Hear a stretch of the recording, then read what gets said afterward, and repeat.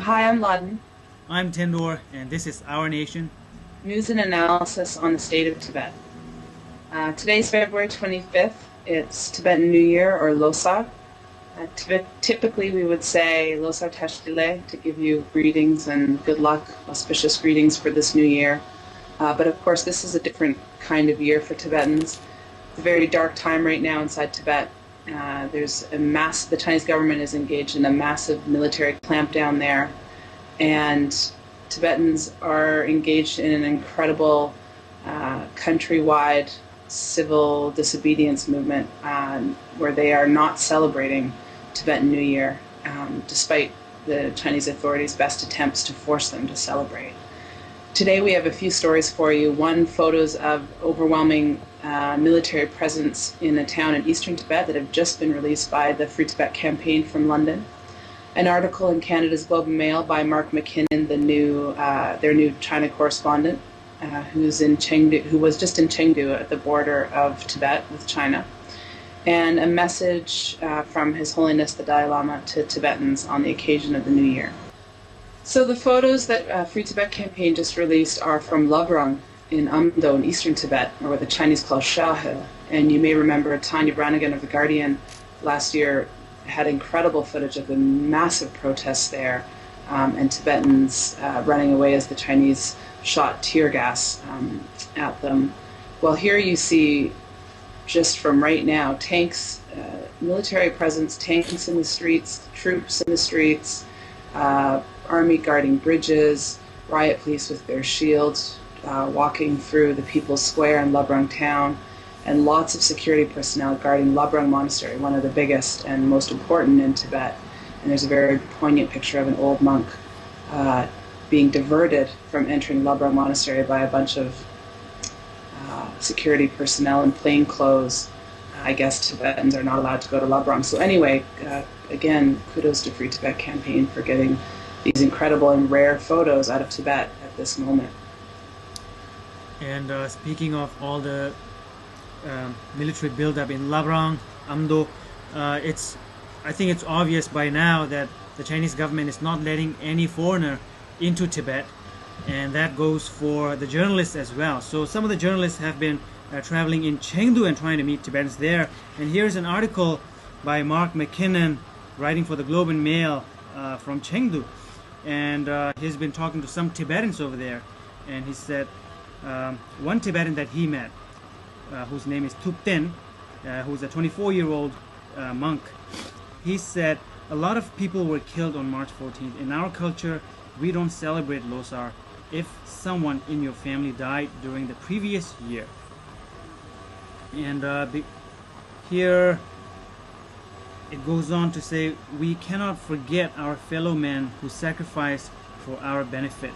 Reads a text message Mr. Thupten received on his cell phone several weeks ago.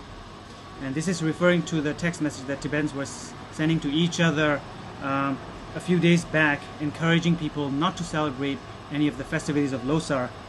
The text goes on, to commemorate Losar, we will not celebrate, we will not fire fireworks, we won't wear new clothes, we won't dance, we won't sing, we will protest silently, and we will pray. Recipients were urged to pass the message on to 6 other Tibetans, and this seems to be one of the ways in which the Tibetans inside Tibet, especially in that area, organized among themselves. Yeah, it's a great article, but Mark McKinnon gets one thing wrong, and a number of journalists have also gotten this wrong. He says that this is a highly organized movement that was started from outside Tibet, and it's not true, and a number of other journalists have said this also. While a statement was released on January 25th, 27th. 27th, Yes. from Dharamsala, from the 5 Tibetan NGOs, Women's Association and Youth Congress and SFT and others, that was not the beginning of this movement. In fact, we were just discussing, I remember in December. It was in December, yeah, way before the regular New Year, that Tibetans inside were talking about this.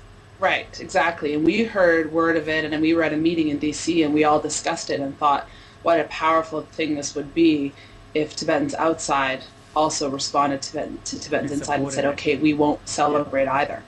But so it came from inside. It definitely did not come from outside. And it took a while, in fact, for it to catch on outside, or at least publicly, for someone to sort of take leadership from the exile community and say, okay, no Losar this year. And that is, the way that the events went. In fact, Kate, our coworker, remembers hearing about this as early as November, when we were in India for the special meeting, from VOA and RFA reports of what Tibetans were saying inside. So that's definitely something that we should be reminding people, And we're going to move on and read a part of the letter that His Holiness the Dalai Lama sent to the Tibetan people today on the occasion of the day before Losar. And it goes, on the occasion of the Earth Ox New Year of the 17th Rabjung cycle in the Tibetan Royal Year 2136, I would like to greet all Tibetans both inside and outside of Tibet. And he goes on to say, I admire the determined move by Tibetans inside and outside Tibet not to indulge in celebratory activities during this new year. So referring to the cancellation of Losar festivities by pretty much all Tibetans everywhere, And I think it's important to note how Losar is such a big deal for Tibetans usually, for most Tibetan communities, especially for those in Tibet. Losar is not just a one-day holiday. It's not just New Year.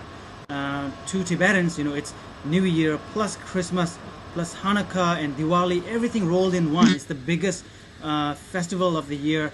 And for many people, it doesn't just last for one day or a few days. It goes on for 15 days, especially for the kids, So I think right now, with the older Tibetans and the Tibetan children and everyone coming together and saying, we're not going to party this year, we're not going to sing and dance.